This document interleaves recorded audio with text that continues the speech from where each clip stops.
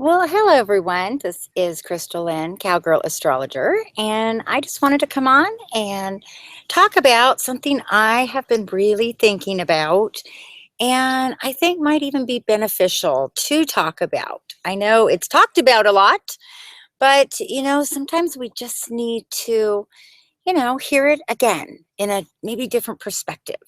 So, I want to talk today about the empath. What is the empath? Just on a really basic level, when we think of the empath, we think of somebody that has the ability to empathize with others. Now, you might think, well, doesn't everybody have that? But I think we know in life, we've all been around enough to know that the answer is no. There are people that truly do not have the ability to allow or to experience what somebody else is really going through.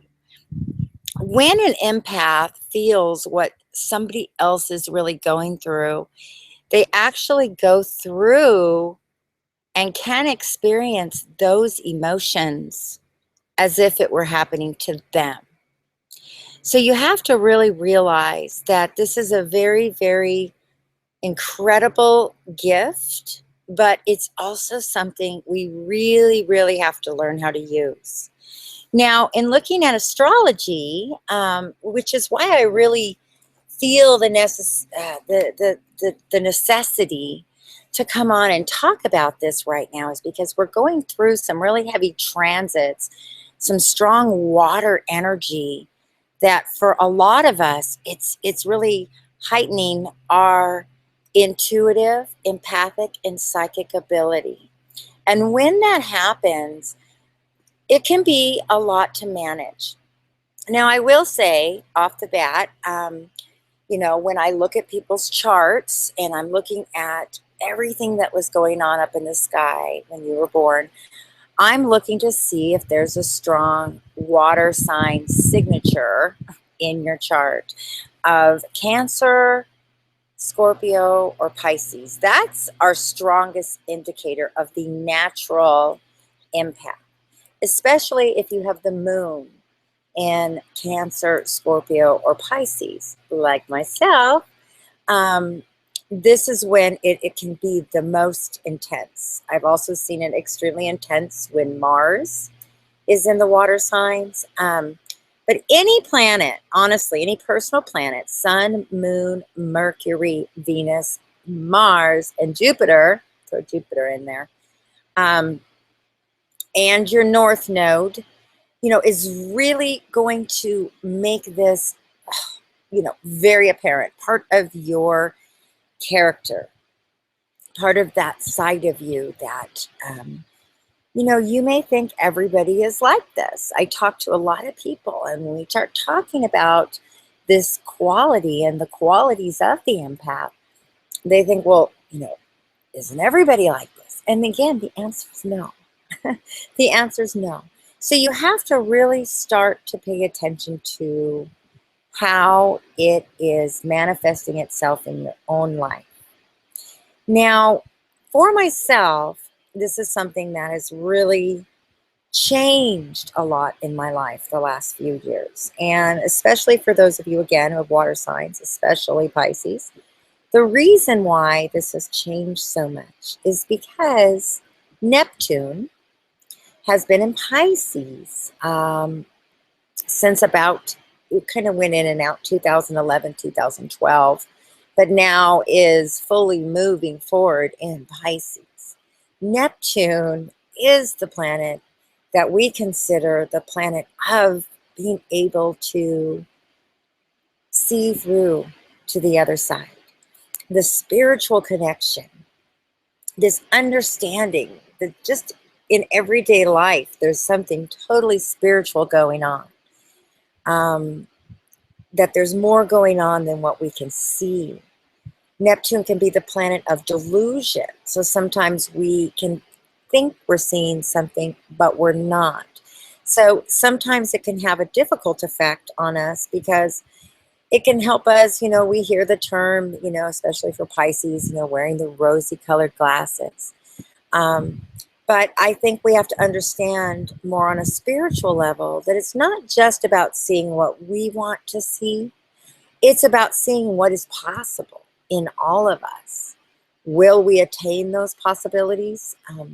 That's up to each individual person. But when we're able to see through the facade, we're able to see that person's soul, that person's spirit, those parts of them that maybe they're hiding. So some of the things that have been happening for those of us who have the strong water sign signature, when Neptune moved into Pisces, it changes everything that's going on around us and opens up this side of us more than maybe we've ever experienced before.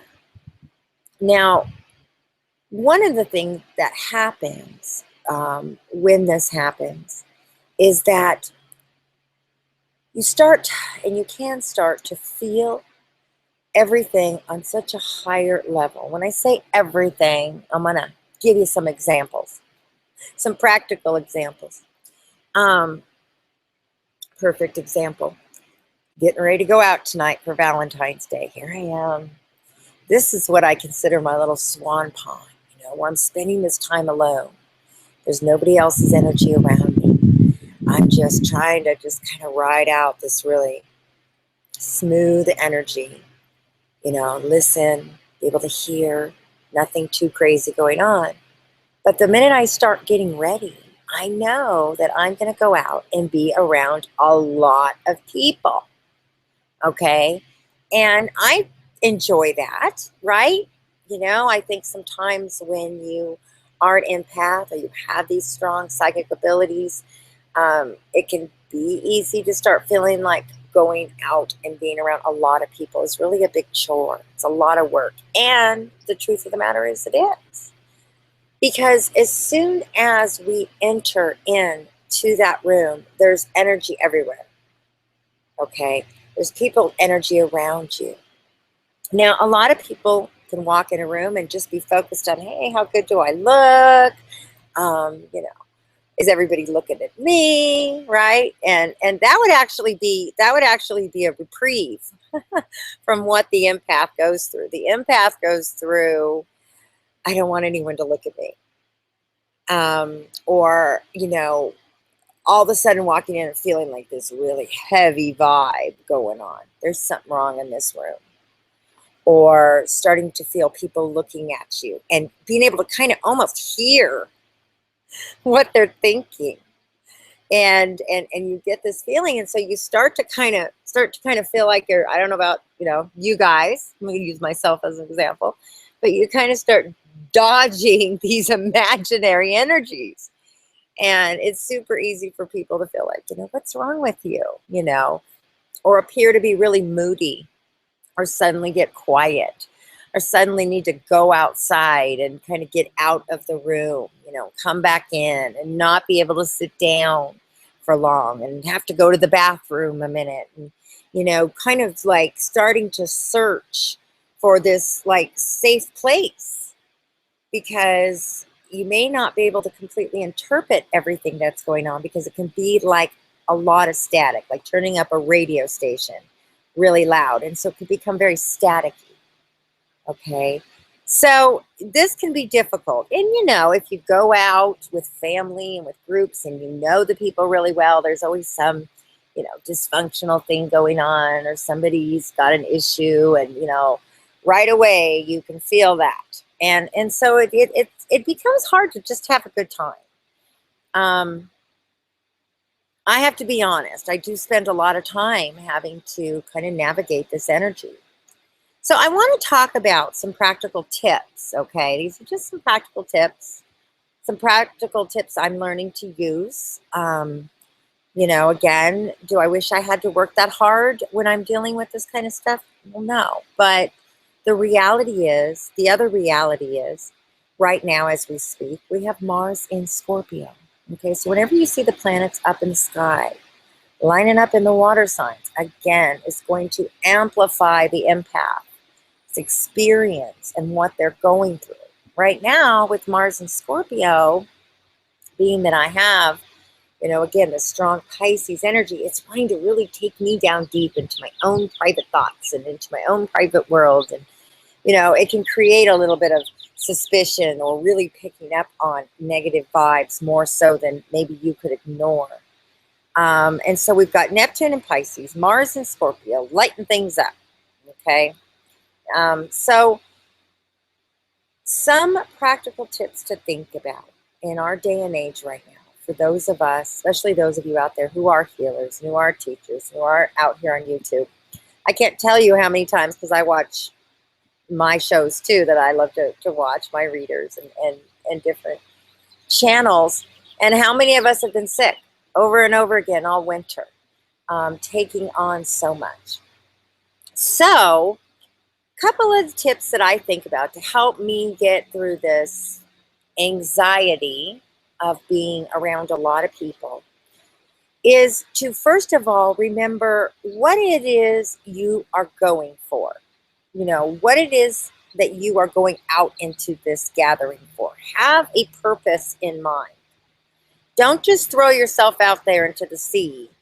You really want to think about, why am I going? So tonight I'm thinking about, well, it's Valentine's. And I want to be with my husband, and I want to have this great experience with my friends, and have dinner, right? And dress up a little bit, get out, okay? Those are all normal, exciting things. So that's positive. I'm just focusing on the parts of it that I do enjoy, the parts of it I like, that this will be good, and I'm going to feel good. But the other thing I'm thinking about is where I put my feet. Now, many of you guys know I work with horses, and so a lot of times I like to share some of my lessons that I have working with horses and use in practical terms. When you go out and you're an empath, okay, I guess I'll just say these are my secrets. I don't know if they're overall tips, but this is what I do, okay? First of all, I imagine, I take my hands out just like this, and I keep a 3-foot space circle around me at all times. That's mine. All right. I don't allow just anybody to come into what I call my little bubble. Okay. Because as soon as people start coming into that 3-foot space, they are invading your space, and their psychic energy can become, very overwhelming. Some people have absolutely no understanding of their own energy. And so they will come in and just bombard you, or come in with some other intention, or they're wanting to, get in a drama with you, or they're wanting to bait you. I mean, these are all things that happen in everyday life, okay? It'd be great if we lived in this perfect little bubble world, but we don't. So I create this little bubble, okay? An imaginary bubble. And there's only a few people I allow into that bubble. One would be my husband. If my children were there and I felt comfortable, they could come in my bubble. And if I want to go and hug someone, because you're greeting someone, I kind of step to the edge of my bubble. And right there, I can hug that person, because I like to be affectionate with people. And, you see someone you like, want to hug them, give them a little kiss. But, immediately know that you have that little safe bubble to get back into. And in this bubble, the other thing that's super important about this bubble is where you put your feet. So if you walk into a room of a lot of people, I never turn my back, okay? I always keep my feet pointed in a way that I can see the room, that I can keep myself in a position that I can see and feel. Because as an empath, sometimes people, and let's just face it, there are those people out there that we call the psychic vampires or baiters, who like to come in and always sneak up behind you, right? Sneak right up behind you. And I do not like that. I'm like, you want to elbow in your face, because I don't like that feeling that someone has snuck up behind me. Usually that's somebody that has an ill intention, okay? We're talking about reading body language here. When I work with horses, I never turn my back on a horse, because if there's an aggressive horse, Sometimes there's even nice horses, but they'll sneak up behind you and, they'll push on you or they'll be aggressive. So keep yourself, I always keep my boots, my toes pointed in a direction that I'm comfortable, that I can see the room. Okay. The other thing is that I don't do is put myself in a corner. I don't get myself in a corner. Again, that's another place that is an opportunity for someone to trap you. Even if they're just talking to you, sometimes people are so unaware of this energy exchange that they can just over dominate you. And then they start talking to you without a pause and they just start dumping things on you. I mean, this happens to me all the time because people know there's a vibration around us that we may not be able to see, but people can feel it. And what they really feel is that we'll listen, that we'll give them that very few people will. And the truth is, I will give that out of just a natural ability to just, really listen and care about what somebody's saying. But I want to make sure that I'm also comfortable in the conversation, that I don't just put all of my principles and all of the things that are important to me to have a conversation aside because somebody comes over and just takes over my space and takes over the conversation. When that happens, you can't get out of it. And many times they're just talking about themselves and really, again, have no understanding for an energetic exchange where two people are respecting this conversation. And there's a pause. And, what do you think about it? What do you think about it? How do you feel about it? A lot of times people really don't want advice. And so for the empath, that's very, very frustrating. Because usually when somebody comes to us, we start getting crazy psychic impressions and advice and intuitions about what might be helpful because we're the helpers, we're the healers. And when we can't use that, it is so frustrating.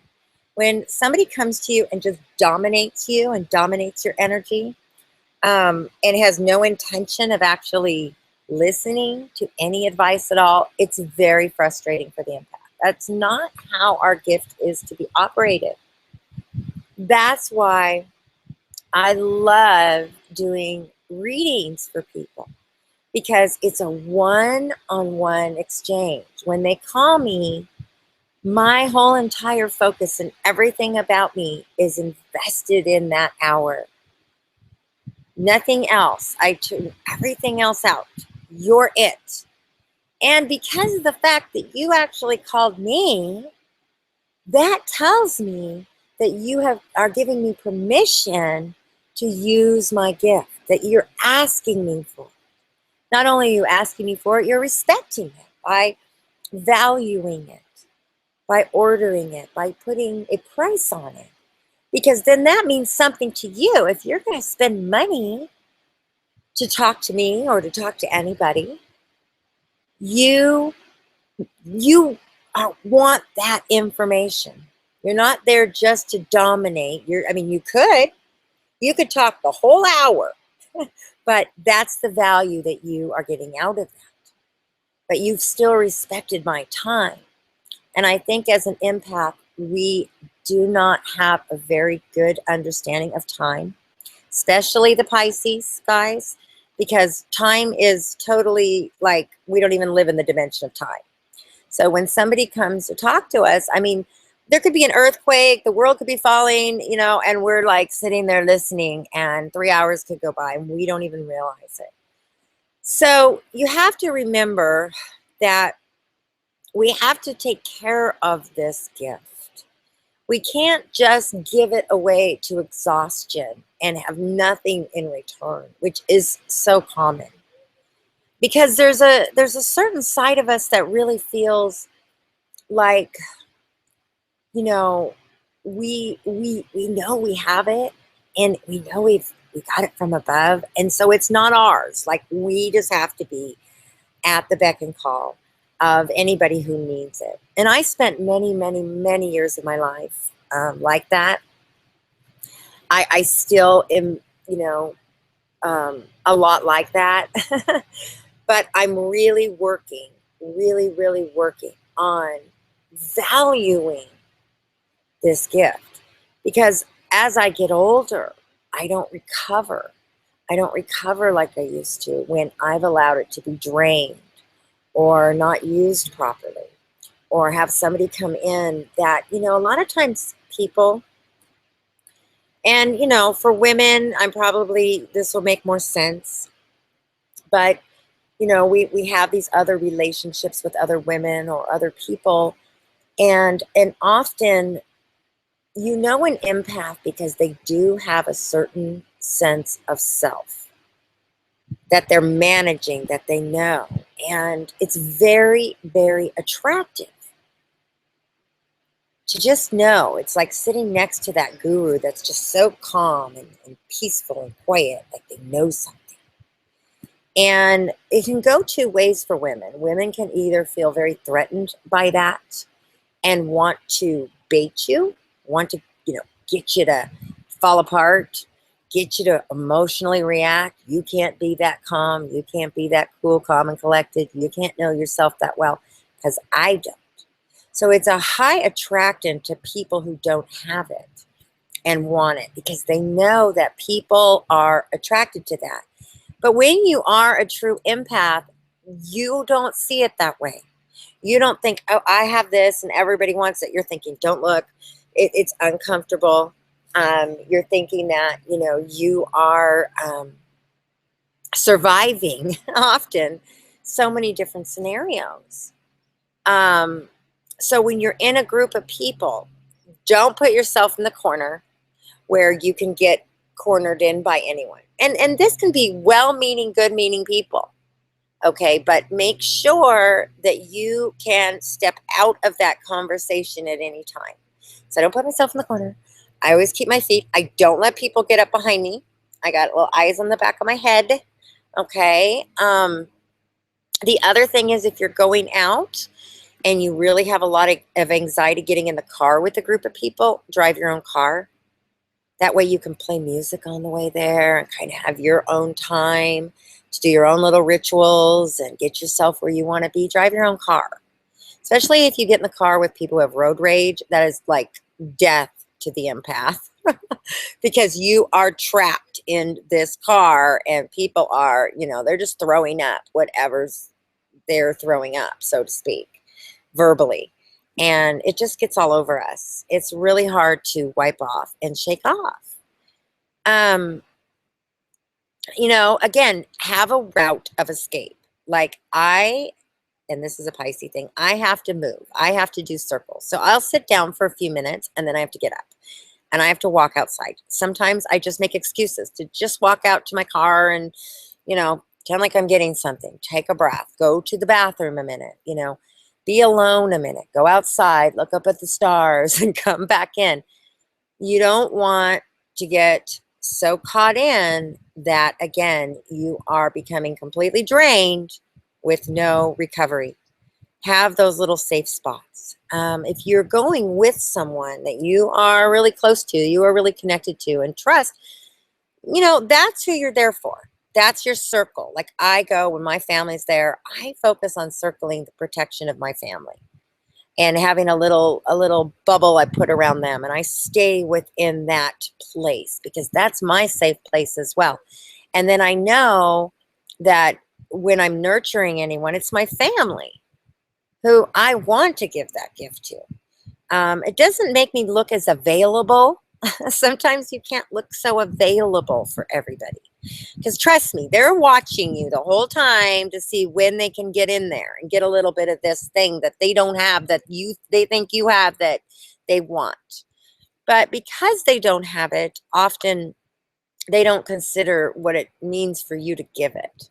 Give it some value. What does it mean for you to give away that beautiful healing piece of yourself? I love to give it. It feels like I should be available to give it at all times because it's what I consider free, but it's not free, because this gift that we have to operate with is in a body that costs, a body that breaks down, a body that has limits. And, I know that if I go somewhere and I just give with no boundaries and just share and give, and whoever needs me, I can mold myself, I should say, into that person that literally I'll be in bed the whole next day, exhausted, not knowing what happened. And so I have to really ask myself, is this worth it to know that I'm going to really pay the price physically for this tomorrow? And a lot of this may sound like really out there. I don't know, but I do know that the next 10 years, next 10, 12 years with Neptune and Pisces, those of us who once may have been able to just be out there are now dealing with these kind of issues, these kind of anxieties, having to really count the cost of dealing with, you know, how to deal with this psychic ability because it's so strong. It's so strong. Um, be careful who you focus on. That also, because if I go somewhere and I start picking up on something gets my attention, and I can start reading into that storyline of them from across the room. So again, I'm just deciding, is that my place? If I'm going out to have a good time, is it my place to pick up on everybody psychically? Um, or if you really do care, you do really feel led to pick up on something, somebody needs you, maybe that's not the night to try and solve, the problem or the connection, but maybe you can say, hey, let's get together this week for lunch. I'm really thinking about you. You're really heavy on my heart, because that's what will happen. And then you can go and be alone with that person where you can have, a more valuable exchange and use your gift. And that's the other thing. um, don't volunteer information unless you've been asked. That is a really big rule for me, more so now in my life, because a lot of times I would just get insights when I'm talking to someone and just easily give them to them. Like, I know that they're going to want this. And then I, again, am giving information that they didn't ask for. And even if it's true, a lot of times they'll end up resenting you. They'll end up resenting you for having this insight, and they don't feel like they look that smart. If they're asking you, hey, I'm really going through something, what do you think? What's your perspective on this? Then they're going to be receiving it. They're going to be receiving it. It's a very valuable gift. If you're not careful, you'll get really burned out. And I have done that to myself over and over again throughout my life. Given, and then went into complete stages of isolation and hiding from the world because I don't know how to say no. And I don't want that either, because I do love people. I do love, and I need to use this gift. If I don't use it and I let it go dormant, it just rots. It's not good. So, this might be a discussion we have more time on, or if you guys have some questions about this or share your experiences. Make sure that when you're going to go out into the public or out into a group setting, the day of, you don't add a lot of stress to that day. Like, I'm getting ready, take a shower, put on some music, drink my tea, light a candle. Like, I try not to, and that's hard, but that is something I've learned over time too, that the day of, I need to make it a very nice experience to keep myself balanced. As an empath, you will find, especially as we continue to move into the higher degrees of Neptune and Pisces, that those of us who are experiencing this are going to have to really even take care of ourselves more and more and more, and really value the time alone. Don't be afraid of it. That's when we're recovering. That's when we're getting balanced, and be very particular about how you give that out. There was a time in my life where, I taught large groups of people and horsemanship and kids and camps. And, I miss those days. I think, how did I ever do that? Because these days, as my gift gets more and more tuned in and more specific, I really need to work more one-on-one with people in very small groups. And I'm learning that about me. And I'm learning that that's okay. That's the, the changes I'm making as I grow and as I refine my work, that I have to be careful. So read the energy around you, pay attention to people's energy. Usually they're completely unaware of it. If you have someone kind of pushing on your bubble all the time, move your feet. Don't let them get you in the corner. Don't let them get you in a position you're uncomfortable with. Sometimes it feels like a dance. And now my donkey is hee-hawing in the background.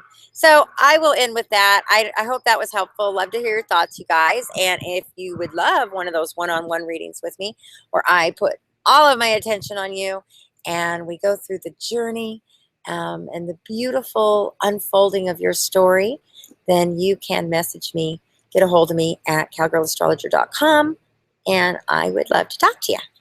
All right, guys, have an awesome Valentine's.